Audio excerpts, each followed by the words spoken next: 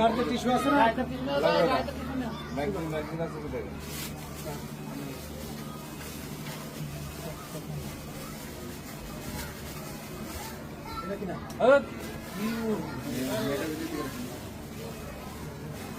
খোলো ম্যাগজিন খোলো। আছে আছে ম্যাগজিন গুলি আছে।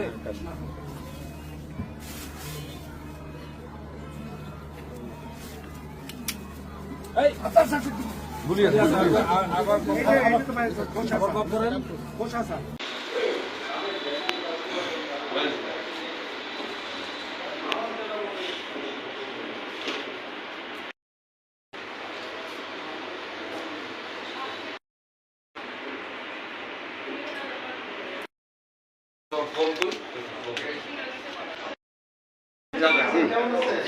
আপনারা জানেন যে গত 17 এপ্রিল দুপুর আনুমানিক 12:10 জিয়া দেওয়ান এবং মামুন এই দুই গ্রুপ একটা SAS ফ্যাক্টরির কার্টুনকে কেন্দ্র করে একটা দ্বন্দ্বে লিপ্ত হয়।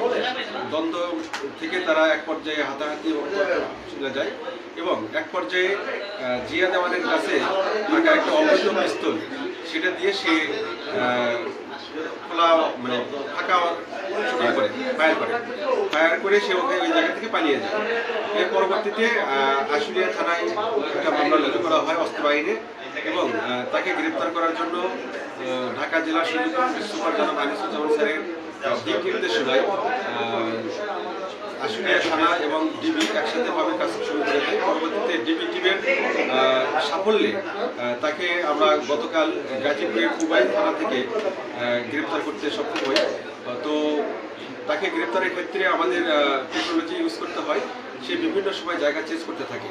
এক সময় দেখা যায় যে গাজীপুরের বিভিন্ন জায়গায় যায়, তারপরে হলো টাঙ্গাইলের দিকে যায়।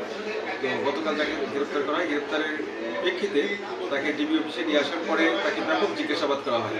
জিজ্ঞাসাবাদে সে এক সময় সে স্বীকার করে যে সে ফাঁকা ফায়ার করার পরে বলা হয় যে তার পিস্তলটা কোথায় আছে। তখন সে তার পারিবারিক কবরস্থান আছে, সেখানে একটা কলা গাছের নিচে ওই জায়গাতে তাকে সাথে করে নিয়ে যাওয়া হয়। তখন তার দেখানো জায়গা মতে আমরা ওই জায়গা থেকে একটা পলিথিনে মোড়ানো যে পিস্তলটা ছিল সেই পিস্তলটা আমরা উদ্ধার করি এবং সেই পিস্তল লেখা আছে মেড ইন USA এবং যেটা হলো অনলি ইউজ ফর আর্মি এটা লেখা আছে এবং তার কাছ থেকে একটা ম্যাগাজিনও সেখান থেকে উদ্ধার করা হয় এবং তাকে 7 দিনের রিমান্ডের জন্য আবেদন দেওয়া হয়েছে এবং রিমান্ড শেষে রিমান্ডে নিয়ে আসার পরে ব্যাপকভাবে তাকে জিজ্ঞাসাবাদে আরও জানা যাবে যে এপিসোডের পিছনে আইনদল রয়েছে। তো মেসেজ একটাই থাকবে যে এখানে যারা অস্থিতিশীলতা করার সৃষ্টি করবে তাদেরকে অবশ্যই আইনের আওতায় আসতে হবে। ম্যাগাজিনটা ওই পিস্তলেরই। রাজনৈতিক পরিচয় কি তার? রাজনৈতিক পরিচয় এটা তাদের তো কোনো রাজনীতি থাকতে পারে না। এটা যা মানে রাজনীতির হয়তো ছত্র ছায় থাকতে পারে, এটা রিমান্ডে নিয়ে আসলে বোঝা যাবে। কারণ মূল বিষয়টা হলো যে যারা অপরাধী তারা অপরাধী, এখানে যে রাজনীতি হোক না কেন তাকে গ্রেপ্তার আমরা করব। ধন্যবাদ।